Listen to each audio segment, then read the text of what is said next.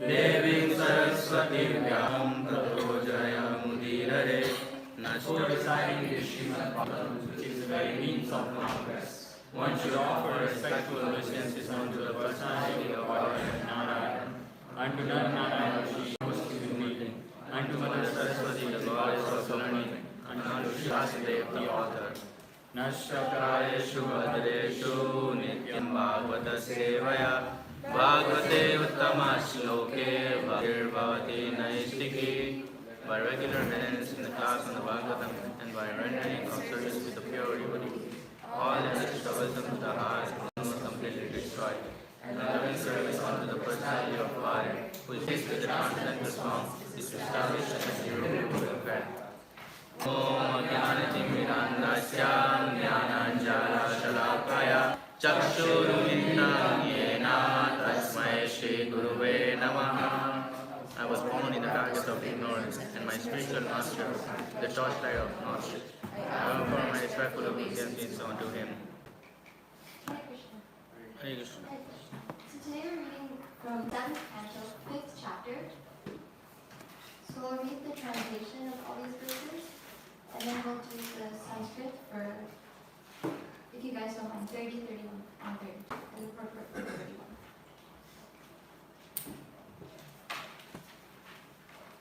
Text 25. After hearing these words of devotional service from the mouth of his son Prahlad, Hiranyakashipu was extremely angry. His lips trembling, he spoke as following to Shanda, the son of his guru Shukracharya. Does anyone remember why he was so angry, or what Prahlad spoke that agitated? He shared the process of devotional service. And does anyone remember the question to which he answered this? What did you learn in school? Yeah, what did you learn in school? Prahlad, if he wanted to, he could have just said geography, and he would have saved the entire. They would have been the 7th canto of the Bhagavatam. They would have looked at it after. But he said this, and Hiranyakashipu was extremely angry. And then he says, "O unqualified, most heinous son of a Brahmana, you have disobeyed my order and taken shelter of the party of my enemies. You have taught this poor boy about devotional service. What is this nonsense?" In due course of time, various types of diseases are manifested in those who are sinful. Similarly, in this world, there are many deceptive friends in this false, but eventually, because of their false behavior, their actual enmity becomes manifest. The son of Shukracharya, Hiranyakashipu's spiritual master, said, "O enemy of King Indra, O king, whatever your son Prahlad has said, he was not taught to him by me or anyone else. His spontaneous devotional service has naturally developed in him. Therefore, please give up your anger and don't sincerely accuse me. It's not good to insult a Brahmana in this way." Sri Narad Muni continued, when Hiranyakashipu received this reply from the teacher, he again addressed his son Prahlad.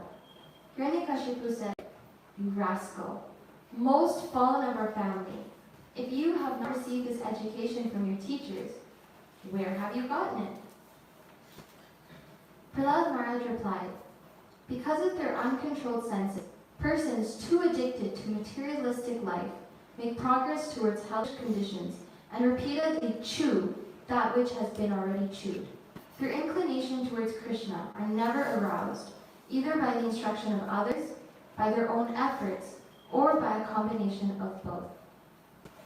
Persons who are strongly entrapped by the consciousness of enjoying material life, and who have therefore accepted as their leader or guru a similar blind man attached to external sense objects, cannot understand that the goal of life is to return home, back to Godhead, and engage in the service of Lord Vishnu. As blind men, guided by another blind man, miss the right path and fall into a ditch, materialistically attached men, by other materialistically attached men, are bound by the ropes of fruit of labor, which are made of very strong cords, and they continue again and again in materialistic life, suffering the threefold miseries. Unless they smear upon their bodies the dust of the lotus feet of Vaishnava, completely freed from the material contamination. Persons very much inclined towards materialistic life cannot be attached to the lotus feet of the Lord, who is glorified for his uncommon activities. Only by becoming Krishna conscious and taking shelter at the lotus feet of the Lord this way can one be freed from material contamination. So we'll read verse 31. 31 or 32? 31 or 32? 31. Sorry.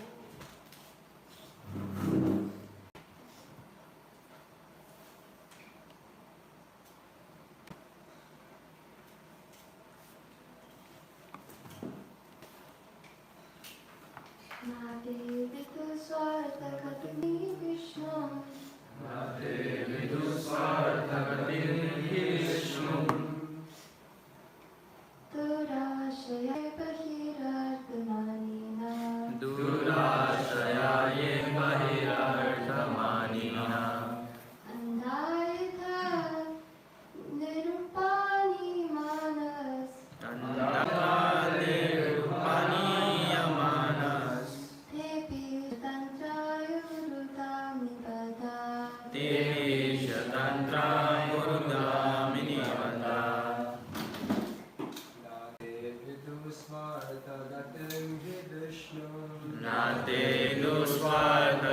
मे विष्णु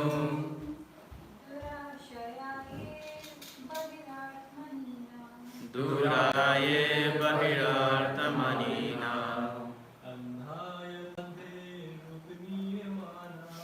अन्धाय कान्तरूपनीयमानस्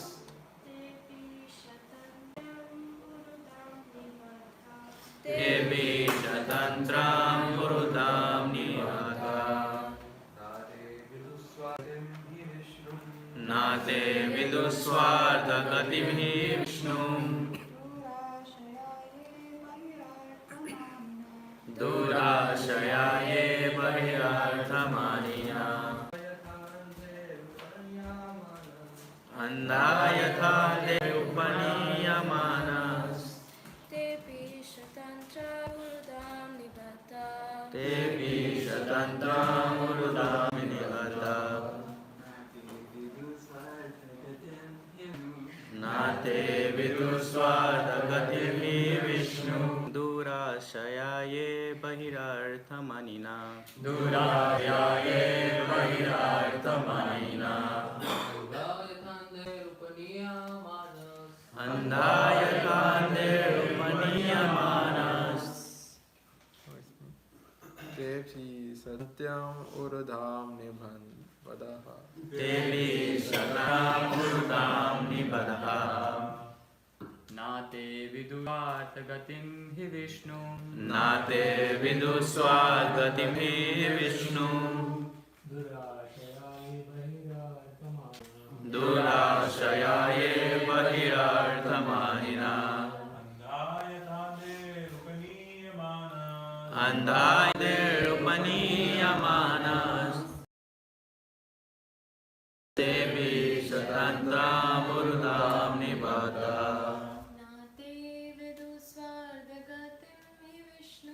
नाते विदुस्वार्थगतिं हि Vishnu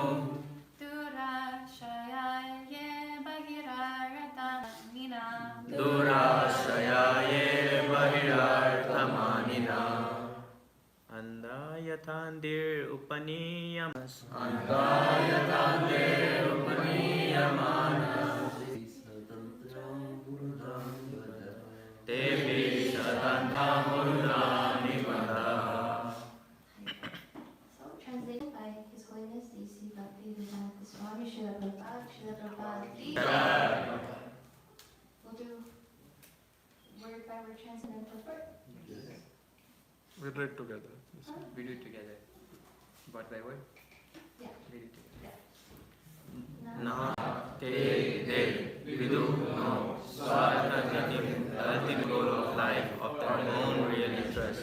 Indeed, Vishnu, Lord Vishnu and his abode. Durashya, being ambitious to enjoy this material world. Ye who, by he, external sense objects. Arthamani, considering as valuable. Andaha, persons who are blind. Yatha, just as. Andahi, by other blind men. Upaniyamana, being led. Te, api, Ishatantrayam, to the ropes, laws of material nature. Uru, and very strong. Ramni, gods. Pata, bound. Purport, maybe one paragraph. Persons who are strongly entrapped by the consciousness of enjoying material life, and who have therefore accepted as their leader or guru a similar blind matched to external sense objects, cannot understand that the goal of life is to return home, back to Godhead, and engage in the service of Lord Vishnu. As blind men guided by another blind man miss the right path and fall into a ditch, materially attached men led by another materially attached man are bound by the ropes of fruitive labor, which are made of very strong cords, and they continue again and again in materialistic life, suffering the threefold miseries. Since there must always be a difference of opinion between demons and devotees, Hiranyakashipu, when criticized by his son Prahlad Maharaj, had been surprised that Prahlad Maharaj differed from his way of life. Nonetheless, Hiranyakashipu was extremely angry and wanted to rebuke his son for deriding his teacher or spiritual master, who had been born in the Brahmana family of the great Acharya Shukra. The word Shukra means semen, and Acharya refers to a teacher or guru. Hereditary gurus or spiritual masters have been accepted everywhere since time immemorial. Prahlad Maharaj declined to accept such a seminal guru or take instruction from him. Actual guru is Shrotriya, one who has heard or received perfect knowledge through parampara, the disciplined succession. Therefore, Prahlad Maharaj recognized a seminal spiritual master. Such spiritual masters are not at all interested in vision. Indeed, they are hopeful of material success. Bahir Artha Manina. The word Bahi means external, Artha means interest, and Manina means taken very seriously. Generally speaking, practically everyone is unaware of the spiritual world. The knowledge of the materialist is restricted within the 4 billion minutes of this material world, which is in the dark portion of the creation. Do not know that beyond the material world is the spiritual world. Unless one is of the Lord, one cannot understand the existence of the spiritual world. Gurus teach are simply interested in this material world are described in this verse as andha, blind. Such blind men may lead many other blind followers without true knowledge of material conditions, but they are not accepted by devotees like Prahlad Maharaj. Such blind teachers being interested in the external material world are always bound by the strong ropes of material nature.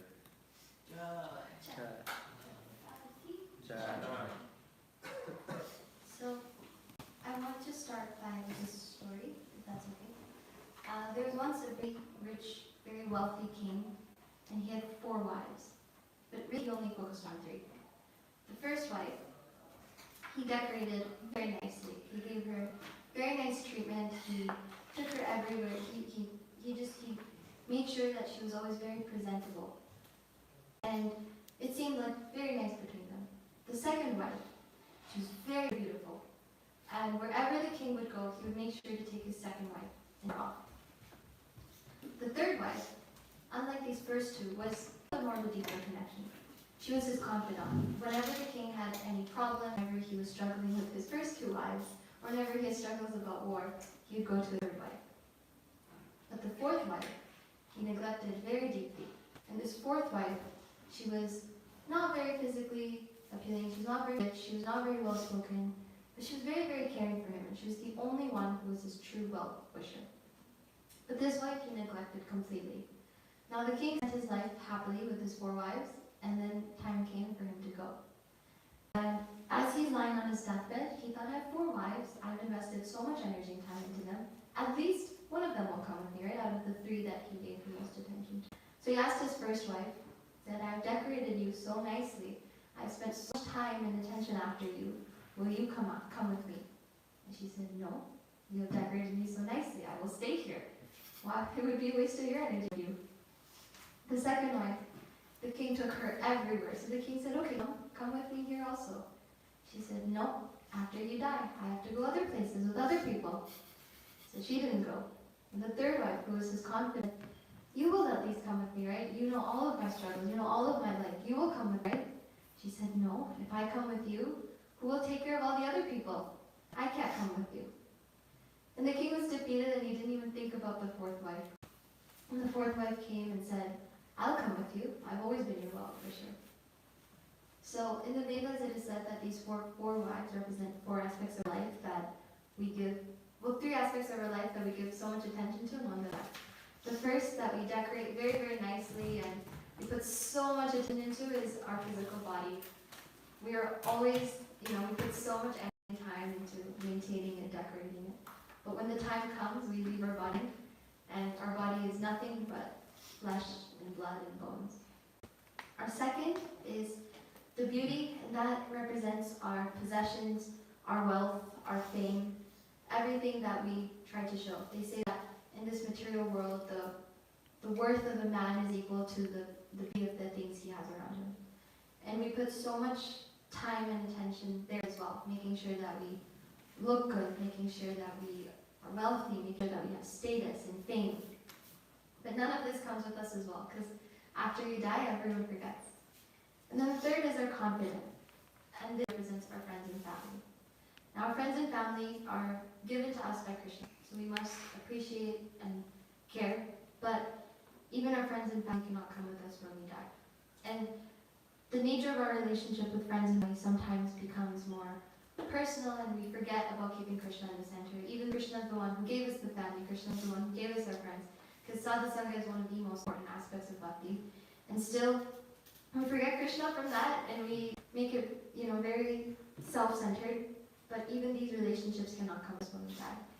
And the only one that does come with us is our well-wisher, our Paramatma, our soul. And our Atma has forgotten our Paramatma, and its true nature.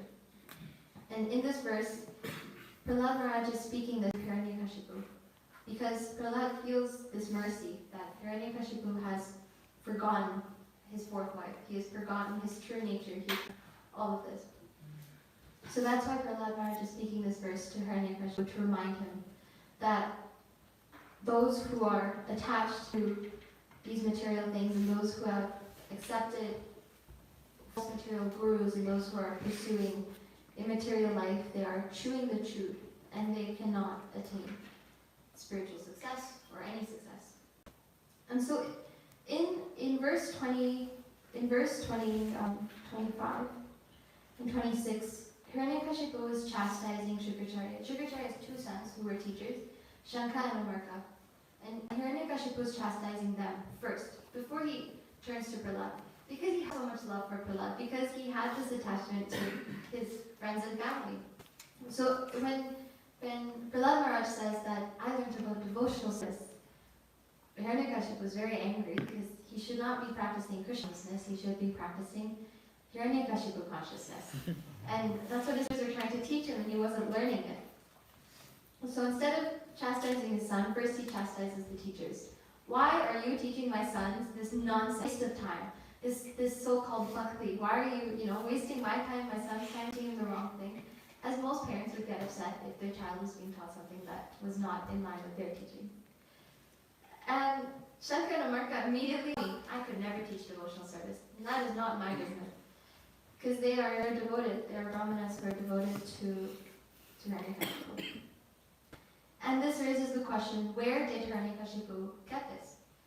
When he was in the womb of Gayadu, his mother, who was in an ashram of Narad Muni recited the Bhagavatam there, and he had one chance to listen to the Bhagavatam, and that was it. And he had to make sure his entire life he was able to apply it.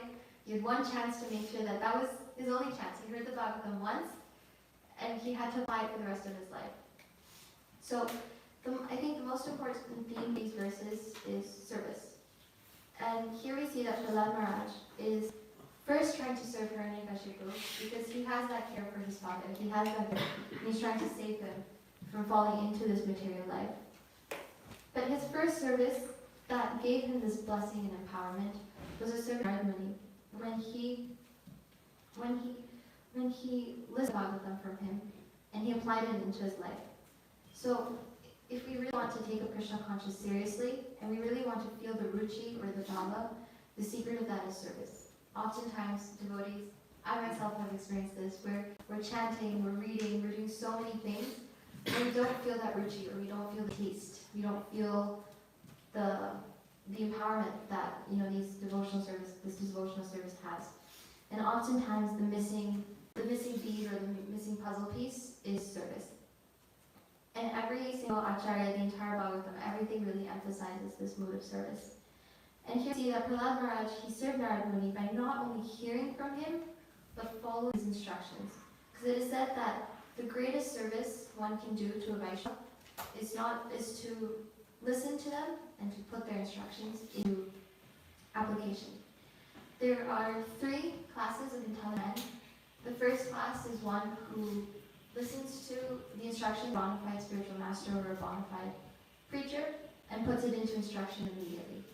The second class is one who falls themselves, makes the mistake, and then eventually learns and puts it in. And the third class of intelligence is one who makes the mistake again and again, and never learns. And here it seems that Hiranyakashipu is displaying the third, and Prahlad Maharaj is displaying the first. That he heard the Bhagavatam once, and he put it into application. So this really emphasizes service, and I guess the way we can take it away from Prahlad Maharaj is Prahlad Maharaj heard the Bhagavatam once and put it into service. For us, Prabhupada, just to serve us wrote the Bhagavad and translated it and wrote all these purports. So for us, it's so important to read the Bhagavad and to listen to it and put the teachings of it into purpose. But service is not doing what we want to do. Service is doing what is asked of us. There's a nice Prabhupada pastime where one time Prabhupada asked one of the devotees to bring him water because he was coughing a lot. And the devotee was, out of affection and love, brought him warm milk. And Prabhupada was very angry. And Prabhupada said, for water. And the devotee said, yes, Prabhupada, but listen, you're trying to sleep, you can't sleep, you're coughing a lot, drink some hot milk, that's better for you.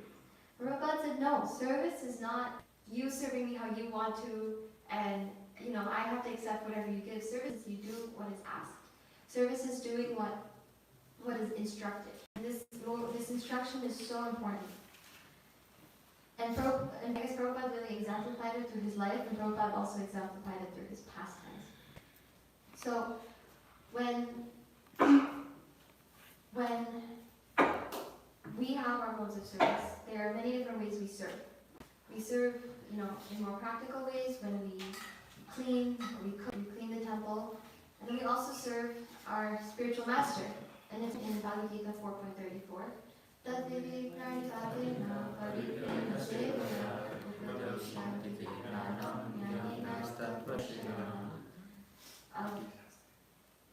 Anyone wants to quote the translation? But the essence of this verse is there are three things.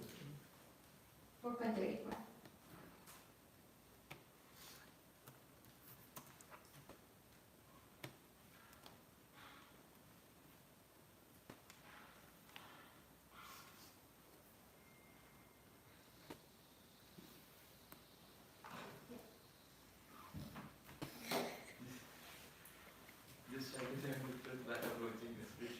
Inquire from him submissively and render service unto him. The sly soul can impart knowledge unto you because they have seen the truth. Okay. So the essence of this verse is that we have to approach a spiritual master, inquire submissively, and render service. So all spiritual masters within our parampara, the great service we do to them is chanting and following the four Indian principles. That is Prabhupada is our service to our flat, that is our service to our spiritual master, that is a vow we make and we follow it. But beyond this, we must render service to our spiritual master and service to other Vaishnavas.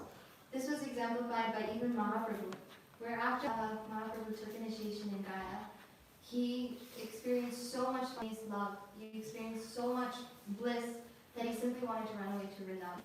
And he woke up in the middle of the night and he was in complete ecstasy and he was ready to just run from Gaya to Vrindavan. But in this moment, the celestial beings and the devotees that were there pleaded him and said, "O Vishwambar, you appeared here not to run away and experience love, although that is one of your major pastimes. You came here to establish the movement, the Harinam Sankirtan movement. So please go to Navadvip. Please support. Please serve us. Please serve us with your mercy." And that is what Mahaprabhu did. Instead of going to Vrindavan and living his leelas, he went to Navadvip as his greatest service to us. And when he went to Navadvip, even after initiation, and when he was Nimai Pandit, there's so many pastimes of how much of an arrogant Brahmana he was. But after initiation and all of this, he went to Navadvip and he would go to the devotees and he would beg blessings. He would go to these, householders and he would say, "Oh Vaishnava, please put your feet on my head. Oh Vaishnava, please put the dust of your feet on my head and please bless me." And these Vaishnavas were very merciful and they would say, "Oh Chaitanya, we hope you find love. We hope you understand your relationship with Krishna." And they would bless him. But Mahaprabhu wouldn't just ask for blessings. He would do service for them. Does anyone know what type of service he would do?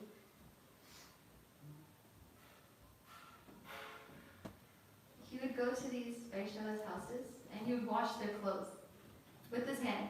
This is the Supreme Personality of Godhead washing his devotees' clothes. Does anyone here wash other people's clothes with their hand? Hand wash?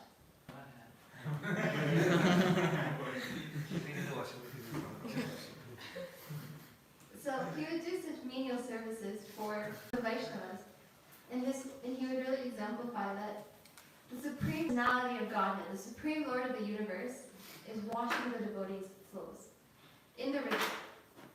So here we see that even the Lord was, so much absorbed in service. Even great acharyas and Vaishnavas within our parampara, even recently, if you look at Andhra Prabhu or so many Maharajas, you'll see that they serve, we see Maharaj in the temple, he'll move mats, he'll serve. We see Radhika Swami all the time in a humble mood.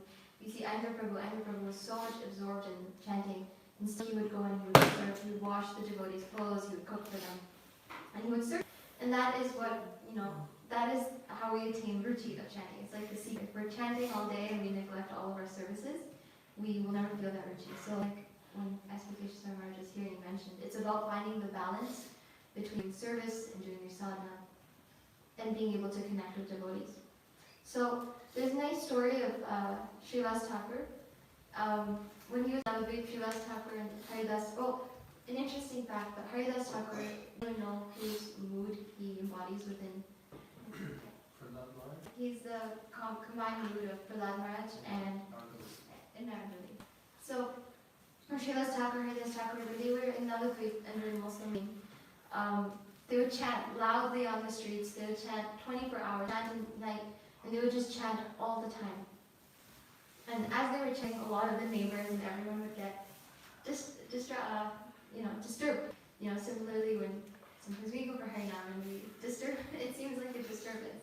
But really it was ecstasy for them, and it was, liberating. They were very disturbed. And one time, the leaders of, that we got so fed up, and they said, you know what, Srivas, enough of this. Today we're done. We've tolerated you for long enough. We've given you so many warnings. We're reporting to you to the king, and the king is sending a big ship full of his soldiers, and the soldiers are going to take you away. And that's it, done. We have had enough of you. We have tolerated you. We've told you to stop, and you never stopped. So this is it. We're reporting you. And Srivas Thakur was completely unbothered. He was completely unbothered. He went about his day, and he was doing his puja, and he's doing his services. And he was simply going about. And then Mahaprabhu came, and Mahaprabhu said, Srivas, now there's not one, but 2 ships of soldiers coming, right? And here, Thakur was like, that's okay, I have the protection of the Lord. And in this moment, Mahaprabhu revealed his true form, because this is right after he came from Gaya. He revealed his true form to Thakur as, the Supreme Personality of Godhead, and he was saying, I am him. And at first nobody believed him, and they're like, okay, this man is absolutely crazy. But Srivas Thakur knew, and all of Srivas Thakur's family and all of his maidservants came outside, and they saw that Mahaprabhu was the original form as the Supreme Personality of Godhead. He had manifested that. And everyone saw that, and everyone started worshipping him. And everyone started taking the dust of his lotus feet and smearing it on their bodies. And, there was just so much ecstatic, loving exchanges between the devotees and Mahaprabhu. And Mahaprabhu said that although these ships are coming, and although there may be fear amongst all the devotees here, feel no fear. Because if I see the king on the ship, the king will come because you have caused so much of a disturbance that the king will feel that he personally has to come. I will simply go to that king and I will ask him, does your chanting of the holy name, do your scriptures, by simply reading it, can you make animals dance in ecstasy in the forest? Can you make small children cry? Can you make everyone cry simply out of the love of Godhead? And he would simply bring the king and he would have this conversation with them. So Mahaprabhu was reassuring them and saying, no, don't worry. If the king comes, we'll talk. Don't worry, we won't let him take you away. And this is the reassurance that Mahaprabhu came to celebrate them, but in this, as he's doing this, he's serving the devotees. He's taking care of them. When Mahaprabhu would go for Sankirtan with all the devotees, it was very hot in Navadvip, and it was, the devotees would get very tired. They would just go for hours and hours and hours, chanting and dancing and just complete ecstasy. I think there was one time where all the devotees came to a big field and they simply collapsed out of exhaustion. As sometimes we collapse after Sankirtan, where it was just so hot and so sweaty. And just out of pure love and service for his disciples, he found a small mango seed and he put it into the ground. And out of the ground came a mango tree with thousands of mangoes. And Mahaprabhu was so merciful, he not only planted the seed, and the tree grew right away because of his immense power, but he went up and he started climbing the tree and picking individual mangoes for all the devotees, giving them to them. And these were no ordinary mangoes. These were mangoes that we would, imagine in Goloka, where there was no seed, there was no peel on it. They were just the sweetest, juiciest nectarian mangoes. And then Mahaprabhu was simply taking and using serving to everyone. So we see that this service, something that Mahaprabhu, even when he entered his most ecstatic phase of his life, he was constantly, in the mood of chanting, constantly feeling separation of Radharani, constantly, feeling this mood. He was still serving, but not in like big grand gestures, but even small menial ways of, giving them mangoes and washing their clothes, and just taking care of devotees, because our entire movement is to establish the mood of service. As we're trying to establish the mood of service for Krishna, it's very difficult. So we step on step, more mercy. We take a little bit more mercy and we say, okay, I'll serve Gaurathai, I'll serve that, because there's more mercy there. But still we're not qualified. We have spiritual masters, and we attempt to serve our spiritual masters, by listening to them, by to their instructions, by approaching them, by following their instructions. But sometimes we struggle with that. We cannot chant with 100% absorption. We cannot follow the instructions of our spiritual master. We struggle. And that's why we serve the devotees. Because when we serve devotees, and devotees are pleased, Krishna is pleased. And as we slowly work this chain of mercy, and we get the mercy of Vaishnavas, and we get the mercy of our spiritual master, and we get the mercy of Mahaprabhu, we eventually slowly get the mercy of Radharani, which is Krishna. And all of this comes from just service. Because without service, we cannot please the spiritual master. Let's stop if there's any questions or comments.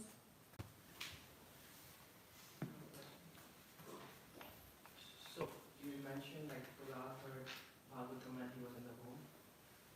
So Canto Sadness was a part of Bhagavatam.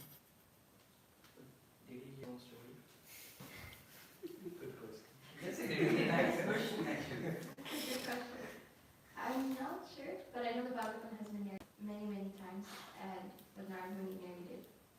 Perhaps he did tell stories. I don't know. Does anyone else know the answer to this? Maybe before the things happened with the parallel words, right? Yeah. Like parallel words, is he may not explain about his own story, but like the previous stories and like the future stories, the Krishna. Yes, this story could have been an addition. Because Bhagavatam is about devotees, right? So it could be an addition. Right, Bhagavatam starts with Parikshit Maharaj. In Parikshit Maharaj's time, how did it start? In Naimisharanya? Like, for us, it starts with the situation happens with Parikshit Maharaj. But when Parikshit Maharaj was looking for the divine knowledge, how did Bhagavatam start for him? Did he listen to his own story? It's a really good question. Our parampara is from Vyasadeva, after that is Sukadeva goes. So after Vyasadeva is directly explained to that's where we have this entire knowledge. The question here, Prahlad Maharaj, where Hiranyakashipu is killed and Prahlad Maharaj becomes the king, still Shukracharya remains the spiritual master. Why? His consciousness is not that pure. And he is a spiritual master, but not one of my discipleship or succession. But still, when it comes to Bali Maharaj, Shukracharya, spiritual master, when he knows he is not the right person, still he keeps I keep him. Yeah. I'm going to give the question. Yeah. Like Shukracharya is not the right spiritual master, we can say. I think it's not that Shukracharya was the right spiritual master of the wrong. It's that Shukracharya's sons were simply not, because the right spiritual master is one that takes you closer to Krishna. And Shukracharya may have had those teachings, or he may have had the right consciousness eventually as he became purified. But sons had no bona fide qualifications. So in Shanka, they were teaching Prahlad, they were simply not teaching the right thing. They were teaching Hiranyakashipu consciousness, which is not the goal. These brahmanas were trying to please Hiranyakashipu. That's why they changed in the older days.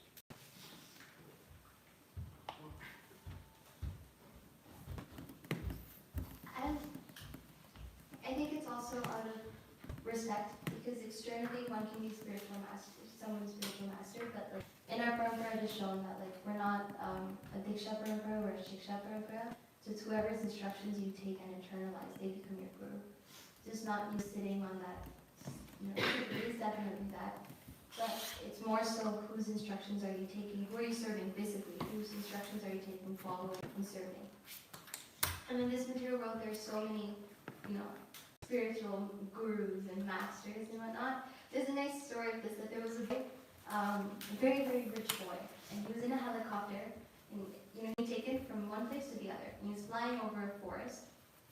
And in this forest, he saw many, many trees, and he was very curious. And there seemed to be a little bit of honey dripping from these trees.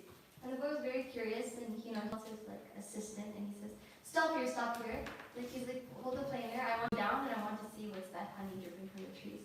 And the person driving the helicopter, his friends, everyone who was there said, "You have lots of honey at home. There's no need for you to have this curiosity as to why there's one drop of honey dripping from these trees." The boy said, "No, I will just look and come back. I will simply look and come back." So he goes down to the trees, and he sees that there's a little bit of honey dripping from each of these trees, and he sees there's people hanging from it. And he thinks, if there's so many people hanging from them, and I'm up in this helicopter, I want to go and see why so many people are there. I want to see what if so many people are doing something, they must be experiencing some bliss. They must be experiencing some taste, something, Because normally we think that way, right? If there's a big crowd, there must be something good there. So the boy says, "Okay, wait, I'm going to go down and go on these trees." So first he stands at the top of the tree, and he's comfortable, he's safe, he's looking around. He's seeing all these people hanging, then he notices people are hanging, so he says, "I also want to hang the trees." So he gives his balanced position, and he starts hanging from the trees. Then he looks around, and he sees that everyone is hanging, but everyone looks very miserable. So he's hanging, and he says, "Okay," and then everyone around him says, No, wait. There's one drop of honey that comes, you just wait." The boy's like, "No, my arms are getting very tired. I'm going to fall down, these trees are so tall." But everyone around him says, No, wait. There are so many spiritual masters here who will guide you on how to hold the tree better. So then he looks around, and there's one person who's leading a crash course on how to hold the tree very strong. And there's another who's leading a crash course on how to hang upside down from the tree so your arms don't get tired. Then there's another one who's leading a course on how to hang with one hand so you can balance everything. All these, he looks around, there's so many people teaching. So he's like, okay, this seems like a very bona fide place. So he keeps hanging, and he's seeing around, and there's people teaching him how to hang with one hand upside down with one leg. And he's thinking, where's the honey? Why am I hanging here? One drop of honey. And he has a realization that so many people teaching so many, but no one is teaching me how to get down from the tree, how to go up, how to stand on the tree and go back up. So that's like an anecdote. Anecdote represents this material world, where it's like we were with our father who has buckets and buckets of honey. We got so curious when we saw this, and we were like, "No, I want to make my own honey. I will wait for that honey." So we got down the tree, and slowly, as we became more and more involved with the material world, we started hanging. And in this material world, there are so many bogus gurus, and so many Tony Robbins and Andrew Tates, and so many different people teaching you how to hang with one hand and two hands, and with your leg and this leg. But the real guru, the real teacher is one who will teach you how to stand on that tree or just get off that tree, because we all have rich fathers. We all have that pot of honey. So that's the real spiritual master, is one who tells us how to get down from the tree and go back to where we have the big pot of honey. So to get this relationship with our spiritual master, to get this relationship and get that reciprocal connection, we must serve. And so the essence of this is do service and find serve spiritual master, follow the instructions of our masters in Prabhupada. Can I add something to his question? Yeah. Even the mentioned great Acharya, right? Even the Acharyas until Brahma, they all are affected by three modes of middle nature. Unlike when he is dealing with Bali Maharaj, he wanted Bali Maharaj to don't give everything to Lord. That was the same thing, right? Like he is not pure here. He wasn't pure over there as well. And that's what I'm saying. They always affected by so many examples we were seeing earlier. So the great Mudis, like the great Mahajans also, they are affected by some miracles. I have one more question. So, you said Mahaprabhu. So there is one time in Chaitanya Charitamrita where Mahaprabhu shows his original form to Ramananda Rai. Shows like Radha Krishna. Ramana saying Mahaprabhu, so you also said that he showed his form to Srinivas. So was the same form or was it? I think it was in the Chaitanya Charitamrita described that it was the form of his blackish body and peacock feathers So like in Krishna. Krishna form. Yeah. Super. There's always rather any food there, so probably. It's not explicitly described, but I think rather any food is there.